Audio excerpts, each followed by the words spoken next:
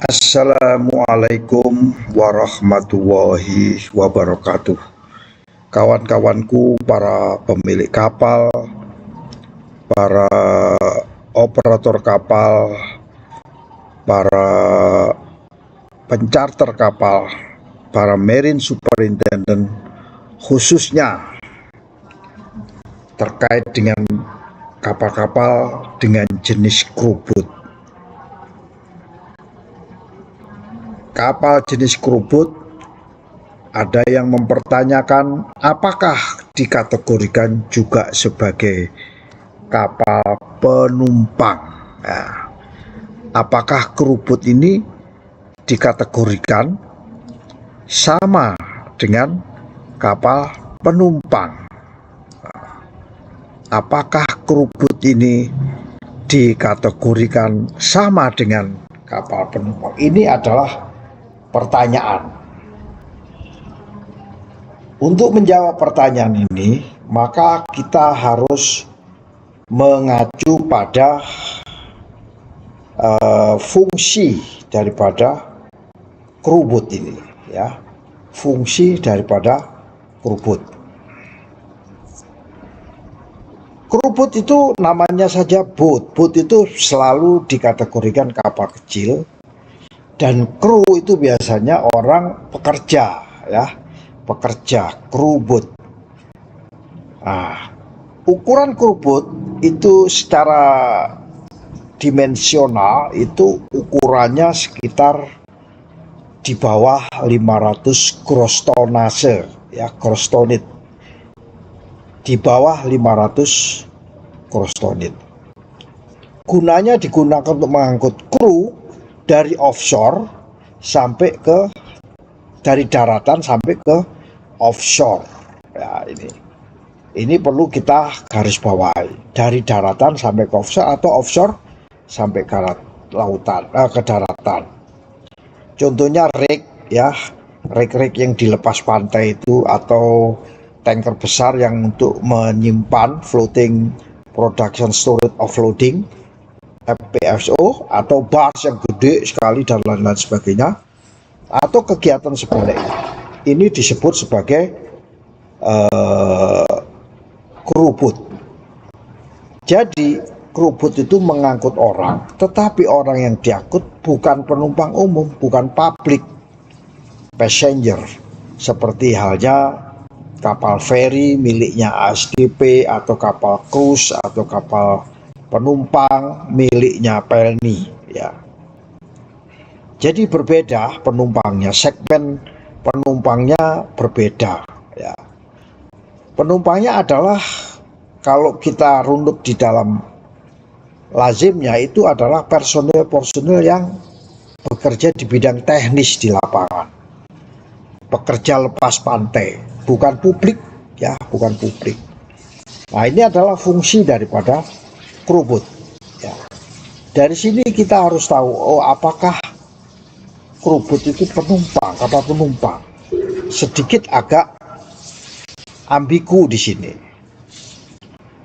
Yang kedua, menurut IMO, kapal passenger ship itu ngangkut lebih dari 12 passenger. Kalau crewboat itu kurang dari 12 passenger di luar awak kapal, maka hukumnya dijadikan bukan kapal penumpang. Tapi kalau lebih dari 12 orang, maka hukumnya disebut sebagai kapal penumpang. Sehingga konsekuensinya wajib memenuhi ketentuan Passenger Ship Safety Certificate. Jadi ada impactnya. Kapan crewboat ini dijadikan sebagai passenger, maka impactnya ada. Crewboat menjadi crewboat, ya. Crewboat menjadi apa dirinya sendiri, crewboat menjadi passenger ship. Crewboat biasanya kalau dibawa itu kargo, disebut kargo. Ini menurut regulasi maritim dunia, ya. Menurut regulasi maritim dunia. Nah, Dari sini fakta di lapangan, keruput itu kebanyakan banyak ya. Penumpangnya bisa 20 orang, 50 orang.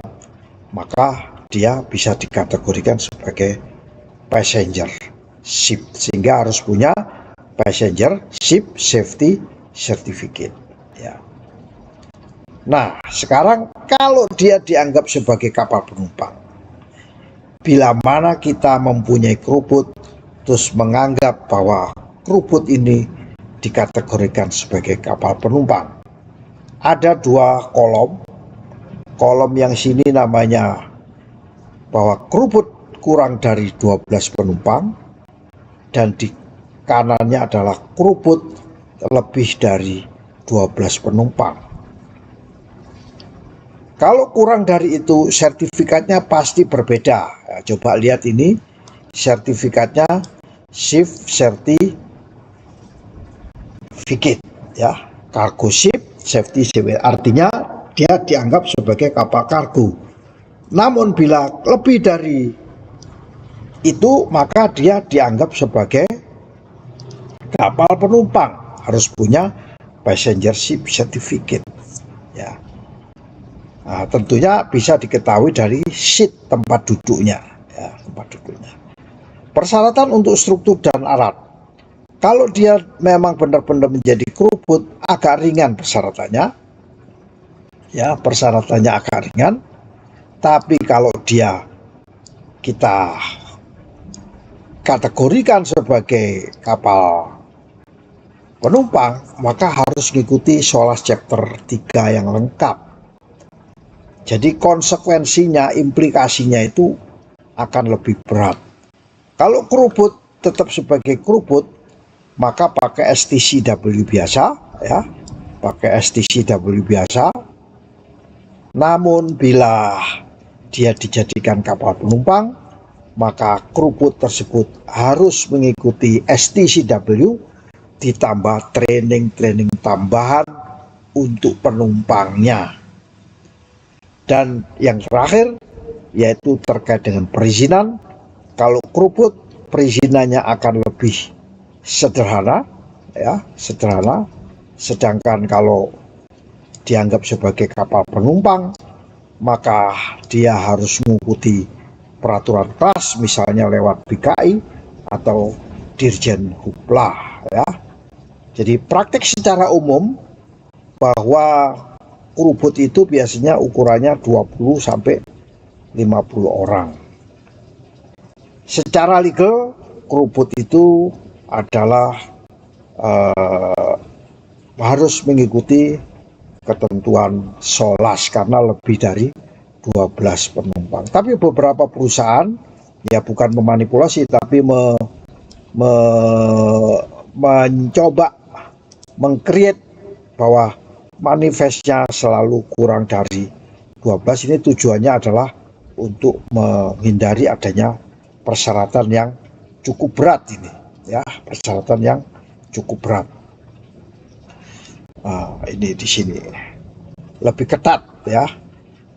Nah, kawan-kawanku semua, saya mempunyai catatan yang cukup untuk bisa dijadikan dasar dalam menentukan keruput ini, bahwa keruput itu bisa termasuk kapal penumpang.